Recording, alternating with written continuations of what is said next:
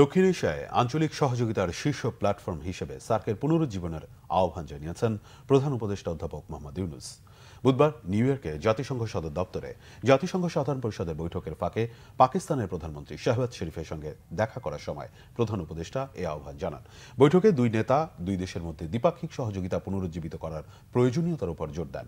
প্রধান উপদেষ্টা অধ্যাপক ইউনূস বলেন, সার্ককে পুনরুজ্জীবিত করা এটি একটি শুরুর ভালো উপায় হতে পারে এবং পাকিস্তানের সমর্থন চেয়েছিলেন। শাহবাজ শরীফ এই উদ্যোগের জন্য তার সমর্থনের প্রতিশ্রুতি দিয়েছেন এবং দেশগুলোকে আঞ্চলিক প্ল্যাটফর্মকে পুনরুজ্জীবিত করার জন্য ধাপে ধাপে এগিয়ে যাওয়ার পরামর্শ দিয়েছেন। শরীফ বলেন, বাংলাদেশ ও পাকিস্তানের উচিত বিভিন্ন ক্ষেত্রে সহযোগিতা বাড়াতে তাদের সম্পর্কের ক্ষেত্রে একটি নতুন পাতা খোলা। তিনি বাংলাদেশের টেক্সটাইল ও চামড়া খাতে বিনিয়োগে পাকিস্তানের আগ্রহ প্রকাশ করেন। প্রধান উপদেষ্টা অধ্যাপক ইউনূস দুই দেশের মধ্যে যুব কর্মসূচি বিনিময়ের প্রস্তাব করেন।